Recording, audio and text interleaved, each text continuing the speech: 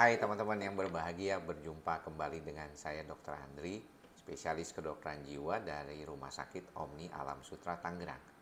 Di kesempatan kali ini, saya mau membuat suatu video yang berkaitan dengan bagaimana membuat kita lebih mampu mengatasi emosi kita sendiri. Ya, emosi ini kan sebenarnya bukan hanya berarti jelek ya, bukan berarti marah seperti itu, tapi juga emosi-emosi yang baik, mungkin fluktuasi suasana perasaan lah, intinya seperti itu.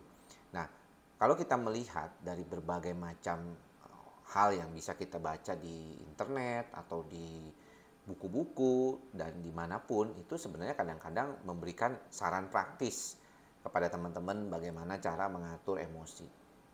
Namun seringkali kita tidak tahu sendiri sebenarnya ini yang mana sih pemicunya gitu ya. Maka daripada itu nomor satu, terapan yang kita bilang sebagai mantra kita bersama, ikhlas, sabar, dan sadar, adalah kita sadar untuk mengenali ya pemicu dari emosi kita sendiri.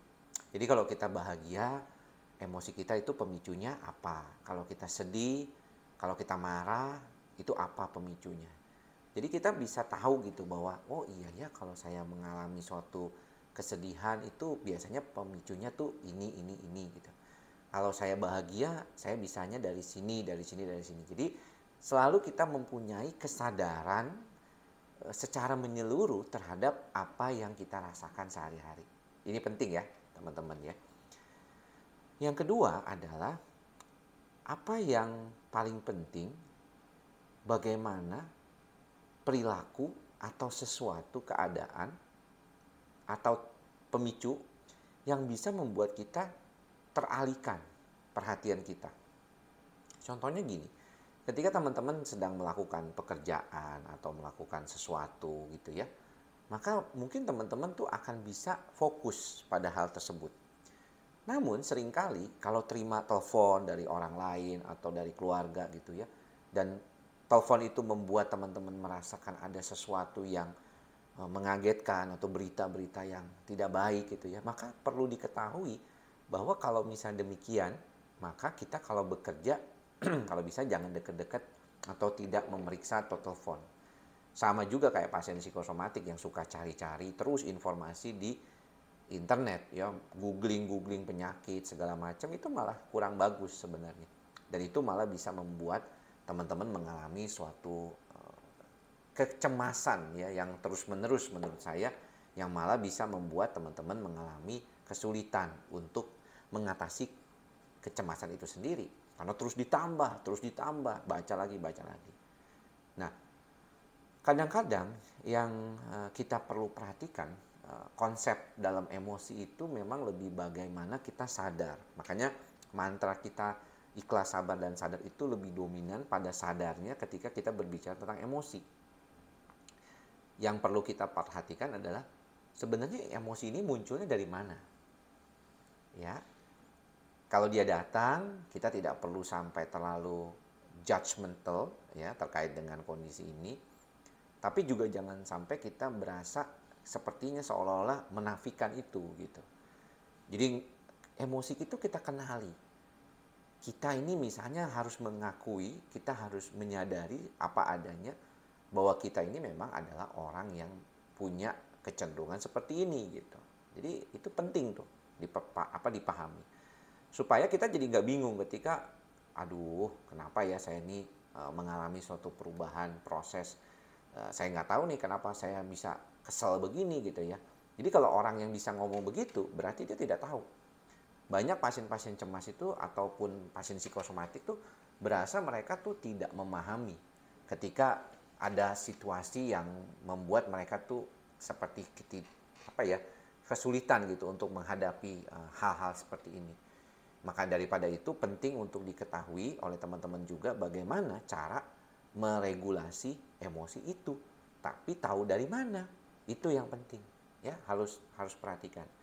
Dan kalau kita sedang dalam proses penyembuhan, misalnya di dalam beberapa kali saya sudah pernah mengatakan buat teman-teman, kalau teman-teman itu merasa kayaknya gampang tersulut emosinya oleh sesuatu yang tidak sesuai dengan diri kita, mungkin saatnya kita belajar untuk bagaimana mendapatkan sesuatu yang baik untuk meregulasi atau memberikan suasana yang pas pada emosi tersebut. Kalau kita merasa susah untuk beradaptasi, cari caranya. Ya, makanya saya suka bilang, ayo kita cari cara nih, menyadari emosi kita sendiri, kita cari cara nih supaya kita mampu membuat suatu proses perubahan kalau dinyatakan bahwa emosi itu kurang tepat atau kurang baik kayak gitu. Dan yang paling penting juga untuk berlatih. Ya, berlatih membantu diri kita mengelola pemikiran itu supaya dia tidak terlalu akhirnya menjadi kemana-mana. Ya, seringkali yang menurut saya sulit pada saat kita bertemu dengan pasien adalah bagaimana kita mampu untuk berlatih meregulasi emosi ini. Saya sendiri kadang-kadang masih terpicu oleh sesuatu hal yang mungkin membuat saya kesel ataupun tidak nyaman gitu ya.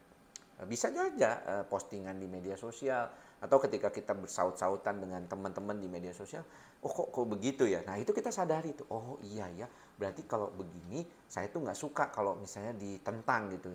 Tapi saya kan nggak mungkin memaksakan kehendak saya sendiri. So apa yang saya harus lakukan? Saya harus menyadari hal tersebut. Saya harus memberikan cara yang sehat gitu untuk melatih pikiran saya supaya tetap fokus bagaimana mengelola agar tidak menjadi problem yang berlebihan ke depannya.